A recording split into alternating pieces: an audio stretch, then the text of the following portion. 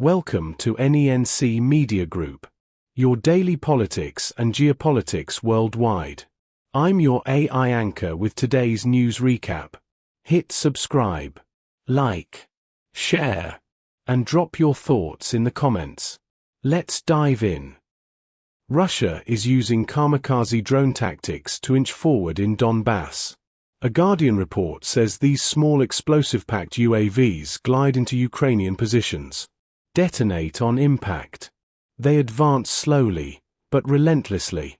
For a few dollars per drone, Russian commanders inflict terror and force defenders to spread thin. This strategy buys Moscow time, despite heavy manpower losses. In Malivka village on the Dnipropetrovsk-Donetsk border, 72-year-old Valentin Velikiy lost everything. One rocket screamed over his home. Clang. A barn simply exploded into splinters. I heard the blast. My shed vanished in an instant, he recalls. He spent the night in a cramped basement. At first light, he set off on foot, dodging shell-pocked roads, toward the nearest village. Velikiy arrived with nothing but grubby trousers and a long-sleeved top.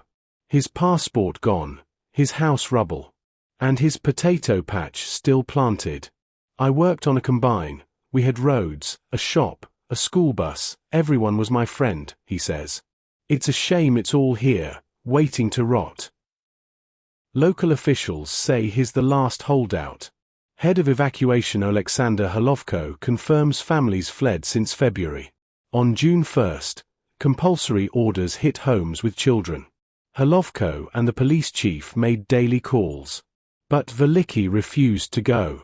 Vitaly Hrychkoydov, a Proliska field officer, warns his survival odds were vanishing.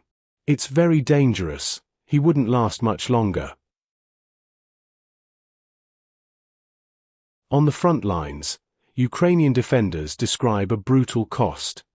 Captain Alexei Budilov of a mechanized brigade says Russian commanders sacrifice assault troops to stage feints.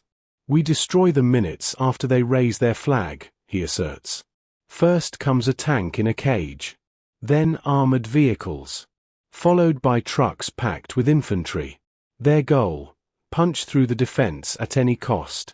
Budilov adds they suffer colossal losses for fleeting gains. Each fake breakthrough forces defenders to rebuild trenches, hurl reserves into the breach, and drains manpower on both sides. Captain Viktor Danishchuk of the 31st Mechanized Brigade admits Ukrainian forces lack equipment. Our only option is to continue the fight. We defend our land, he says. Burnt-out vehicles get field repairs. Sandbags patch armor. Hot-wired radios crackle with new coordinates. Improvised defenses buy time. But tomorrow's battle needs fresh supplies. Meanwhile, Russia scaled down Navy Day festivities. Associated Press reports parades in St. Petersburg, Kaliningrad, and Vladivostok were cancelled due to security concerns. Kremlin spokesman Dmitry Peskov cited ongoing Ukrainian drone attacks. He said security reasons are above all else. The Russian Defense Ministry claims it downed 99 Ukrainian drones overnight. Later, more fell near St. Petersburg. A woman in Lomonosov was injured by shrapnel. Pulkovo Airport grounded dozens of early-morning flights. On a rare visit to his home city, President Vladimir Putin toured the historic Admiralty building. He received a briefing on the 4-day July Storm naval exercise. Some 150 warships, from the Baltics to the Pacific, participated. He vowed to build more vessels, intensify training, and raise the Navy's strike power to a new qualitative level. His message: Russia's seas remain out of reach to any drone threat. Основная цель учений – это детальная отработка действий частей и соединений флота при отражении нападения с моря. Решение всего комплекса наиболее сложных, нестандартных, приближенных к боевым, оперативных, тактических и других задач. В том числе с учетом опыта, полученного в ходе специальной военной операции. On the eastern flank, Russia's Pacific Fleet launched parallel drills. Codenamed July Storm, they simulate defending Kamchatka and Primo Rye.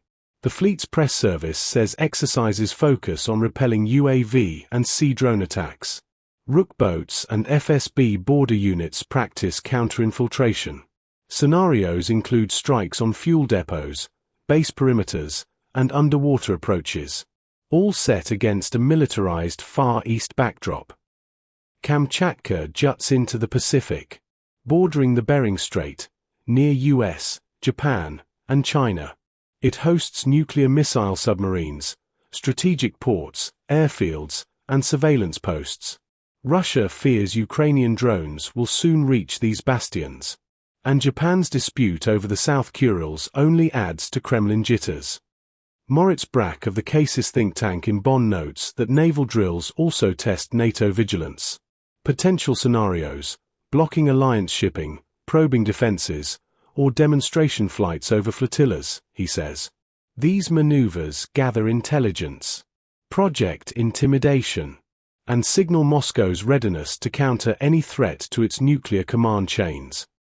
From kamikaze drones in Donbas to aging pensioners in bunkers, from improvised trenches to cancelled parades, and from Pacific war games to global nuclear stakes, modern warfare morphs across every front. Supply lines, drone tech, and naval strategy will shape tomorrow's battlefield. What happens next? Can Ukraine secure more air defenses and drone payloads? Will Russia bolster Far East naval assets, or widen its threat envelope? And how will global powers react to these evolving tactics? Stay with NENC Media Group. We keep you ahead of the headlines. Thanks for watching. New video tomorrow on politics and geopolitics worldwide. NENC Media Group is your place to be the best informed. Subscribe now. Like, share, comment your thoughts. Join our global conversation. See you in the next news recap.